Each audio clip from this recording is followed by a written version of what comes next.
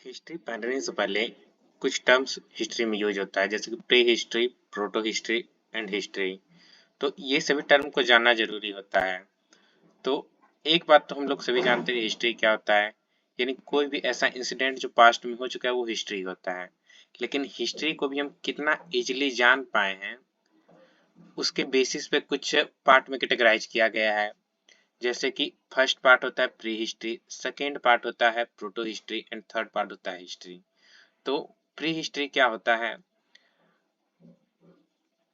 ऐसा हिस्ट्री जिसके बारे में मुझे कोई रिटेन डॉक्यूमेंट नहीं मिले हैं। यानी वो पास्ट में हो चुका है लेकिन उसका कोई अभी तक रिटेन डॉक्यूमेंट हम लोग को नहीं मिला है। जैसे कि हम लोग को पता होता है कि स्टोन एज में हम लोग थे ना, होमो इरेक्टस, होमो सेपियंस सब थे। वो सारे एक्टिविटी कर रहे थे लेकिन उनके पास कोई लिटरेसी का सोर्स नहीं था। वो लोग बोलने या फिर लिखने प्रॉपरली किसी लैंग्वेज के बारे में नहीं जानते थे। तो इसीलिए उन्होंने कोई चीज को लिखा नहीं, तो उसका कोई डॉक्यूमेंट हमारे पास नहीं है। तो उनकी हिस्ट्री को हम लोग कैसे जानते हैं? कोई डॉक्यूमेंट तो है नहीं। तो वो लोग कैसा टूल यूज करते थे, उनके इस बेसिस पे उनके लाइफस्टाइल को पता लगाया जाता है। दूसरा होता है प्रोटो हिस्ट्री। तो प्रोटो हिस्ट्री क्या होता है कि ऐसा हिस्ट्री जिसका हमें रिटन डॉक्यूमेंट तो मिल गया है लेकिन वो डॉक्यूमेंट कहना क्या जा रहा है, उस लैंग्वेज को हम लोग अभी तक नहीं जान पाए हैं।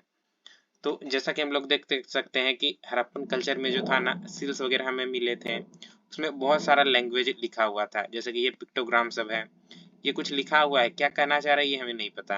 क्योंकि ऐसा नहीं है कि उनका लैंग्वेज नहीं था, हो सकता है यही उनका लैंग्वेज होगा, इसी से वो अपनी सारी बातों को एक्सप्रेस करते होंगे। लेकिन हम लोग अभी तक इसे पढ़ नहीं पाए कि वो लोग कहना क्या चाहते हैं, इसीलिए इसको डिस्फर नहीं कर पाए हैं।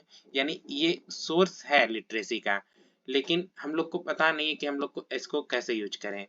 तो ये हुआ प्रोटो हिस्ट्री। यानी प्री हिस्ट्री ऐसा सोर्स हुआ जिसमें कोई भी रिटर्न डॉक्यूमेंट नहीं मिलते हैं। प्रोटो हिस्ट्री ऐसा हुआ कि जिसमें रिटर्न डॉक्यूमेंट तो हम लोग को मिल गए हैं लेकिन उसको हम लोग यूज नहीं कर पाए, उसको हम लोग डेसिफर नहीं कर पाए, पढ़ नहीं पाए। और हिस्ट्री क्या हुआ?